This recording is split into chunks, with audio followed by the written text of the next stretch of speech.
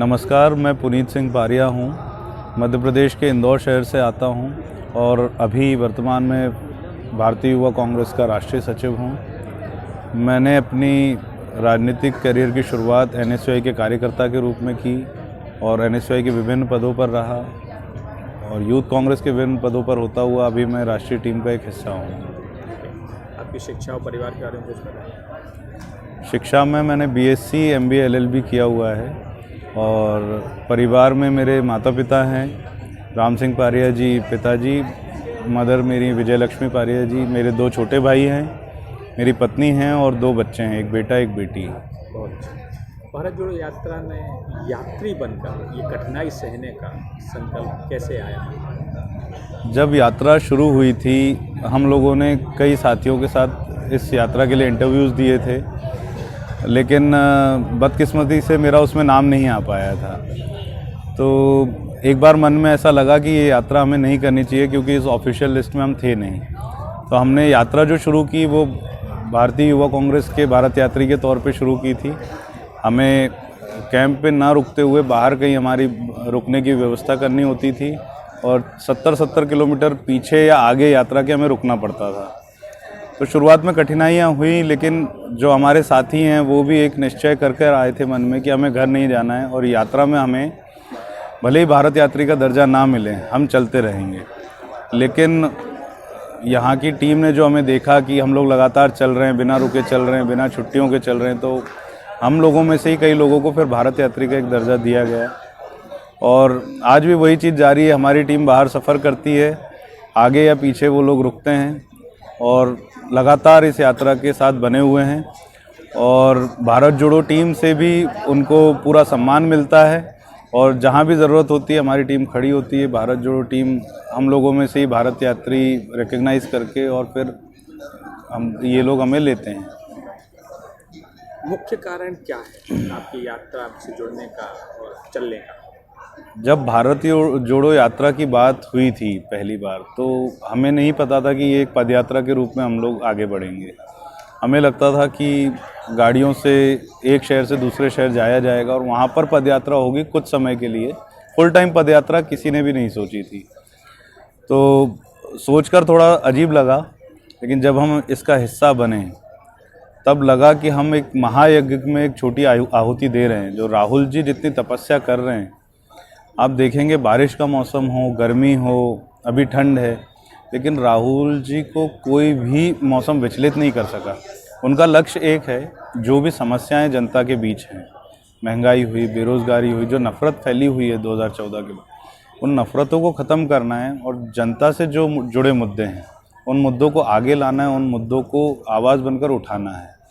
तो उनका जो ये नेक काम है उसमें हम सभी भागीदार हैं और कहीं ना कहीं हमारी ऊर्जा का स्रोत जो हैं वो राहुल जी हैं, जो एक पावर सेंटर बनकर चल रहे हैं और हमें भी एक प्रेरणा दे रहे हैं कि जब मैं सड़कों पर निकल सकता हूं तो आप क्यों नहीं।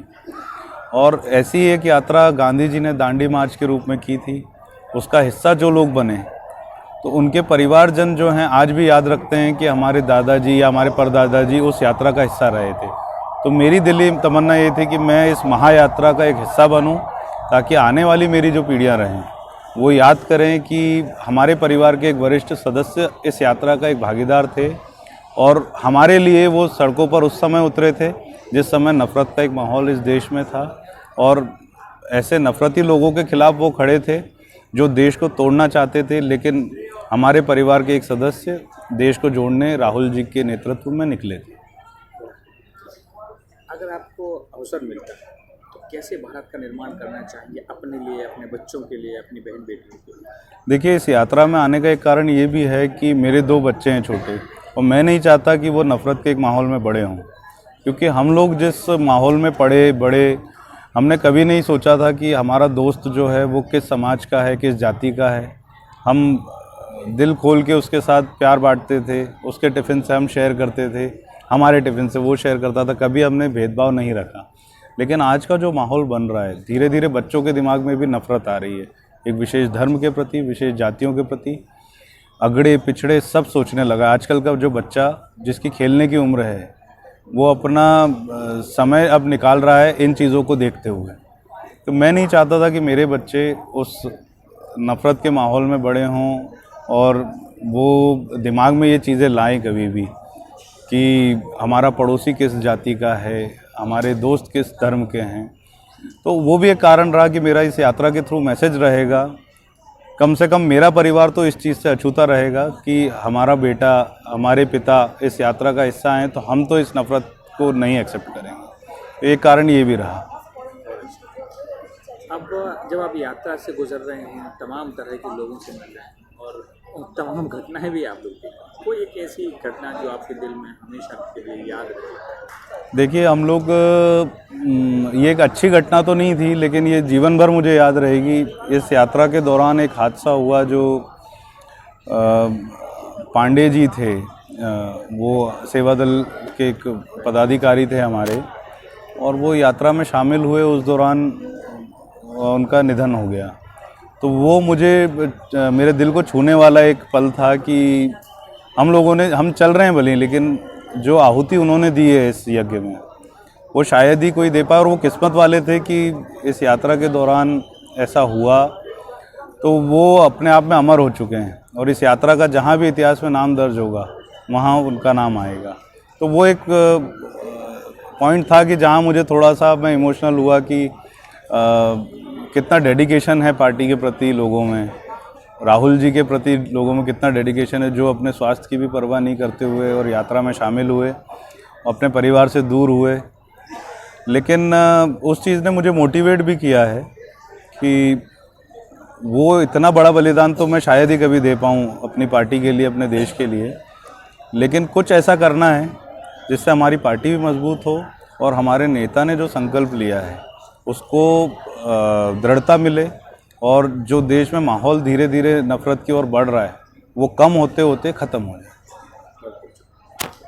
यात्रा के अंतर्गत आपने लगभग 2500 किलोमीटर आप लोग चल चुके हैं, अब कुछ 1000 किलोमीटर और बाकी है। श्रीनगर पे यात्रा पहुँच के ज़मीनी तौर पे ये शायद रुक जाए जी, पर जैसा आप सबका उत्साह और राहुल जी की जो विजन है उसको हम देखने की यात्रा यहाँ नहीं रुकेगी, अब एक नई यात्रा शुरू है।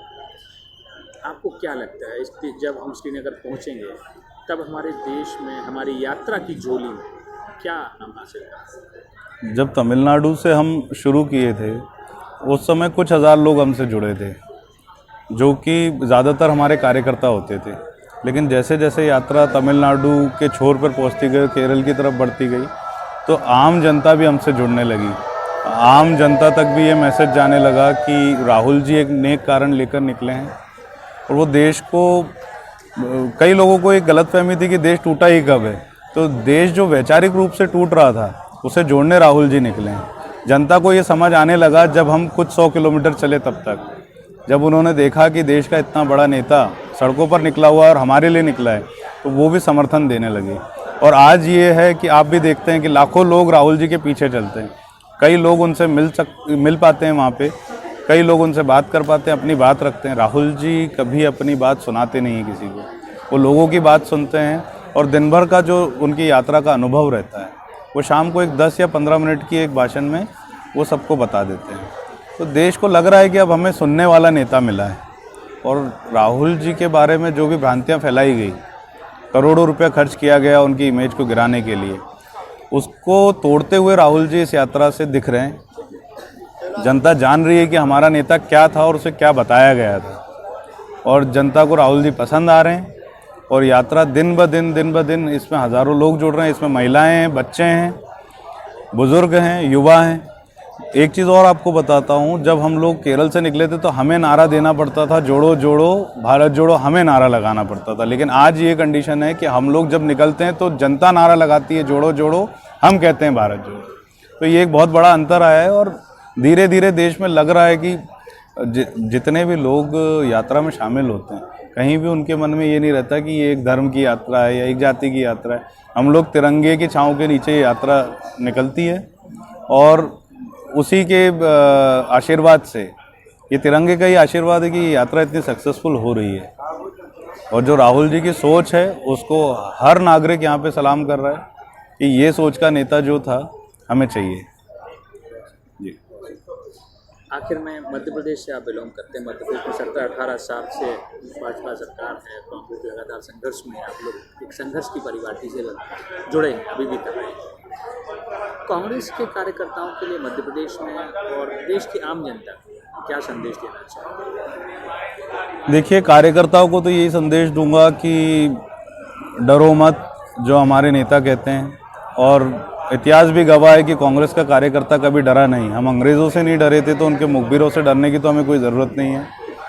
और निश्चित ही एक दिन आएगा कि हम सरकार में होंगे, लेकिन हमें अपेक्षा ये है हमारे कार्यकर्ताओं से कि हम सरकार तक सीमित नहीं रहें। हम सरकार में रहें ना रहें, हम जनता के मुद्दे उठाते रहें, लगातार जनता से जुड़े काम करते रहें, जनता की सेवा में लगे रहें।